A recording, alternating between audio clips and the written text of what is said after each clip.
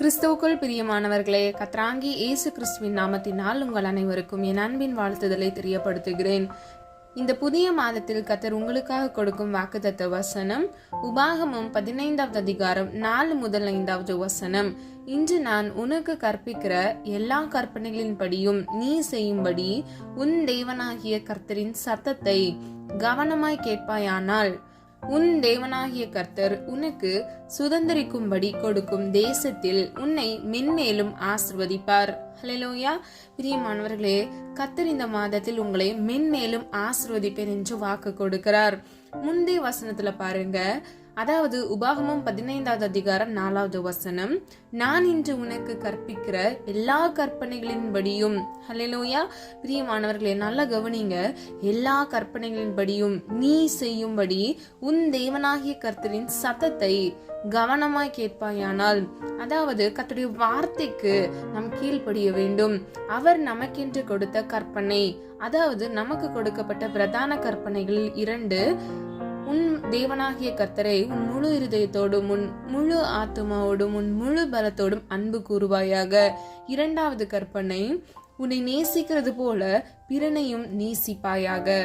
பிரியமானவர்களே, இவ்விரண்டு கற்பனைகளை நாம் செய்யும் போது, கர்த்தருடைய சத்தத்துக்கு நாம் கவனமாய் செவி கொடுக்கும் போது, அவருடைய சித்தத்தின்படி நாம் நடக்கும் போது, கர்த்தர் நமக்கு கொடுப்பேன் என்று சொன்ன நமக்கு சுதந்திரிக்கும்படி அவர் வைத்திருக்கிற ஆசீர்வாதம், உங்களுடைய வாழ்க்கையில கர்த்தர் உங்களுக்கு என்று கொடுத்த வாக்குத்தத்தம், இனி உங்களுடைய ஃபியூச்சர்ல கர்த்தர் உங்களுக்கு என்று வைத்திருக்கிற ஆசீர்வாதம் எல்லாவற்றையும் நீங்கள் சுதந்திரித்துக் கொள்ளும்படிக்கு நீங்கள் கர்த்தருடைய கற்பனையின்படி நடக்கும் பொழுது கர்த்தர் உங்களை மென்மேலும் ஆசீர்வதிப்பார். ஹல்லேலூயா.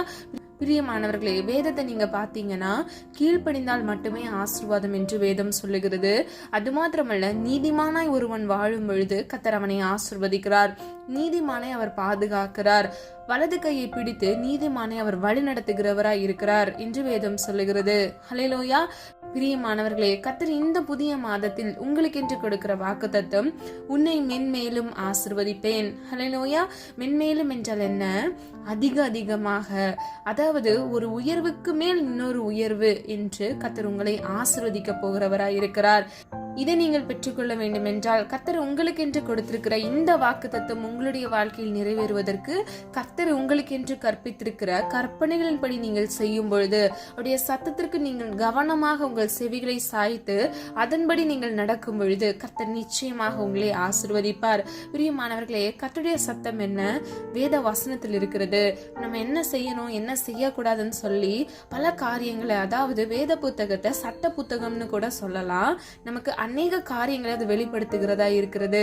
இதை செய்யணும், இதை செய்யக்கூடாது என்று. அப்போ நமக்கென்று அவர் பகுத்தறிகிற ஞானத்தை கொடுத்திருக்கிறார். பிரியமானவர்களே, நான் தெரியாம பண்ணிட்டேன் அப்படின்னு சொல்லிட்டு நம்ம சொல்லவே முடியாது. ஏன்னா நமக்கென்று கர்த்தர் கொடுத்திருக்கிற பகுத்தறிவு ஞானம் அது ஆதாம் ஏவாள் காலத்திலிருந்து நமக்கு இருக்கிறதா இருக்கிறது. ஹல்லேலூயா. அதனால் மாத்திரமே ஏவாள் பாவம் செய்யும் போது தண்டனையை அவர் கொடுத்தார். இன்னைக்கு பிரியமானவர்களே, நம்ம அநேக பிரச்சனைகள் வழியாக, அநேக உபத்திரவங்கள் வழியாக நம்ம கடந்து வந்திருக்கிறோம். அநேக தவறுகளை நம்ம செஞ்சிருக்கிறோம். நம்ம கர்த்தருடைய சமூகத்துல கர்த்தருடைய மன்னிப்பை வேண்டி கேட்டு அவருடைய சத்தத்துக்கு கீழ்ப்படிந்து அவருடைய வார்த்தைகளின்படி நடந்து கர்த்தர் நமக்கென்று கொடுத்திருக்கிற வேத வசனத்தின் ஒவ்வொரு சத்தியங்களின்படி நாம் நடக்கும் பொழுது மென்மேலும் அவர் ஆசீர்வதிக்கிறவராய் இருக்கிறார். ஹல்லேலூயா. இந்த புதிய மாதத்துல நம்ம இதை பெற்றுக்கொள்ள வேண்டும் என்று ஒரு மனதா ஜெபிக்கலாமா? அன்பின் பிதாவே, அப்பா, எங்கள் ஒவ்வொருவரையும் இந்த கரத்துல ஒப்பு கொடுக்கிறோம். இந்த புதிய மாதத்திற்கு அப்பா, நீர் எங்களுக்காக கொடுத்த இந்த வாக்குத்தத்த வசனத்திற்காக நன்றி செலுத்துகிறோம் ஆண்டவரே. இதை நாங்கள் விசுவாசத்தினால் பெற்றுக்கொள்கிறோம் அப்பா. ஒவ்வொரு பிள்ளைகளையும் ஆசீர்வதிங்க தகப்பனே. நாங்கள் சுதந்திரித்துக் கொள்ளும்படிக்கு அப்பா, நீர் எங்களுக்கென்று வைத்திருக்கிற ஆசீர்வாதத்தை நாங்கள் பெற்றுக்கொண்டு மென்மேலும் உடைய பிள்ளைகள் ஆசீர்வாதமாக இருக்க இயேசுவின் நாமத்தினால் அப்பா ஆசீர்வதிக்கும்படியாய் ஜெபிக்கிறேன் அப்பா. ஒவ்வொரு பிள்ளைகளும் அப்பா உடைய சித்தத்தின் படி நடந்து வேத வசனங்களுக்கு தங்களை தாழ்த்தி கீழ்ப்படுகிறவர்களாய், கர்த்தருடைய வார்த்தைக்கு அவருடைய செவிகளை சாய்த்து அதன்படி கிரியை செய்கிறவர்களாய், உடைய சித்தத்தின்படி வழி நடக்கிறவர்களாய் ஒவ்வொரு பிள்ளைகளையும் நீர் மாற்றுங்கப்பா. தேவைகளோடு இந்த காணொலியை பார்த்து கொண்டிருக்கிற ஒவ்வொரு பிள்ளைகளின் தேவைகளை இந்த புதிய மாதத்தில் அற்புதமாய் நீங்க சந்திங்கப்பா. பழையன கலைந்து போயின, எல்லாம் புதிதாயின என்று சொன்ன வசனத்தின்படி அப்பா முந்தினவைகளை யோசிக்க வேண்டாம் அப்பா, பூர்வமானதை சிந்திக்க வேண்டாம், சகலத்தையும் என் தேவன் புதிதாக்க போகிறீர். உடைய வார்த்தையினால் அப்பா பிள்ளைகளுக்கு கொடுத்த வாக்குத்தத்தத்தை உடைய கரத்தினால் நீர் செய்ய போகிறீர் தகப்பனே. கிரியை நடப்பிக்க போகிறீர், அதற்காக நன்றி செலுத்துகிறோம் அப்பா. சொன்னதை செய்யும் அளவும் உம்முடைய கரம் குறுகவில்லை என்று வேதம் சொல்லுகிறது தகப்பனே. உடைய பிள்ளைகளுடைய வாழ்க்கையில நீர் சொன்ன எல்லா வாக்குத்தத்தத்தின் நன்மைகளும் பிள்ளைகள் சுதந்திரித்துக் கொள்ள இயேசுவின் நாமத்தினால் கிருபை செய்வீராக. வாழ்வின் எல்லை முடிவு வந்த வரையிலும் உமக்காக நிலைத்திருந்து ஜீவனுள்ள சாட்சியாக மாற இயேசுவின் நாமத்தினால் கிருபை செய்யுங்கப்பா. நம்முடைய ராஜ்யத்தையும் உடைய நீதியும் தேடும் பொழுது இவைகள் எல்லாம் உங்களுக்கு கூட கொடுப்பேன் என்று சொன்ன வசனத்தின்படி பிள்ளைகள் அப்பா உண்மை தேட உம்முடைய நீதியின்படி நடக்க உண்மையாக வாழ இயேசுவின் நாமத்தினால் கிருபை செய்வீராக. வலது இடதுபுறம் சாய்ந்து விழுந்து விடாதபடிக்கு உம்முடைய நித்திய பரிசுத்த வழியில நடந்து நீர் உம்முடைய பிள்ளைகளுக்கு என்று வைத்திருக்கிற வாக்குத்தத்தத்தை சுதந்திரித்துக் கொள்ள இயேசுவின் நாமத்தினால் பிள்ளைகளை ஆசீர்வதிக்கும்படியா ஜெபிக்கிறேனப்பா. யுத்தத்தில் வல்லவர் நீர் ஆண்டவரே.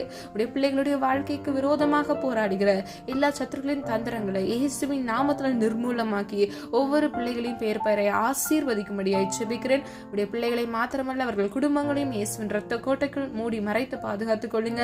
குடும்பங்கள்ல இருக்கக்கூடிய எல்லா பிரிவினைகளை மாற்றி கத்தர் சமாதானத்தை கட்டளையிடுங்க, சந்தோஷத்தை அப்பா கொடுங்கப்பா. உடைய பிள்ளைகளுடைய கண்ணீர்களை கத்தர் உடைய துருத்தியில் வைத்திருக்கிறீரப்பா. இந்த புதிய மாதத்துல உடைய பிள்ளைகள் ஆனந்தமாக வாழ இயேசுவின் நாமத்தினால் கிருபை செய்யுங்க அப்பா. இம்மட்டும் காத்து வழிநடத்தி வந்த தேவன் அப்பா, இனிவர நாட்களிலும் இந்த மாதம் முழுவதிலும் உள்ள தேவைகளை சந்திங்கப்பா.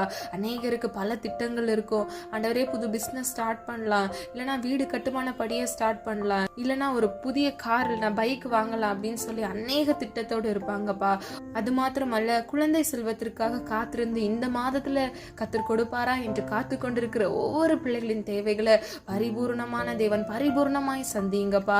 கத்தர் கொடுக்கிற ஆசீர்வாதத்தில் வேதனை இல்லை என்று வேதம் சொல்லுகிறது. ஒவ்வொரு பிள்ளைகளின் மன விருப்பத்தை இயேசுவின் நாமத்தினால் நம்முடைய அன்புனால இரக்கத்தினால அப்பா கட்டளையிடும்படியாய் ஜெபிக்கிறேனப்பா. தடைகளை மாற்றுங்க, ஆசீர்வாதத்தை சுதந்திரத்துக் கொள்ள ஒவ்வொரு பிள்ளைகளையும் தகுதிப்படுத்துங்க. இல்லை தாழ்த்துகிறோம், வறுமையாக்குகிறோம். ஜெபித்த ஒவ்வொரு ஜெபங்களிலும் அப்பா நீர் ஆமென்று ஆமென் என்று பதில் கொடுக்க போகிறீர், அதற்காக நன்றி செலுத்துகிறோம் அப்பா. இந்த வசனத்தின்படி மேலும் உடைய பிள்ளைகளை ஆசீர்வதித்து அதிக அதிகமாக பெருகும்படி 1000 மடங்கு நீர் ஆசீர்வதிக்கும்படியாய் ஒவ்வொரு பிள்ளைகளையும் பிதா குமாரன் பரிசுத்த ஆவியானவராகிய வல்லமையுள்ள திரியோக தேவனின் நாமத்தினால் ஆசீர்வதிக்கும்படியாய் ஜெபிக்கிறேன். காத்துக்கொள்ளுங்க, பொறுப்படுத்திக் கொள்ளுங்க. இயேசுவின் மூலம் ஜெபிக்கிறோம் ஜீவனுள்ள நல்ல பிதாவே, ஆமேன். கர்த்தராகிய தேவன் தாமே உங்களுடைய வாழ்க்கையை வெளிச்சமாய் மாற்றி இந்த புதிய மாதம் முழுவதிலும் உங்களை மென்மேலும் ஆசீர்வதித்து உங்களை பாதுகாப்பாராக. God bless you.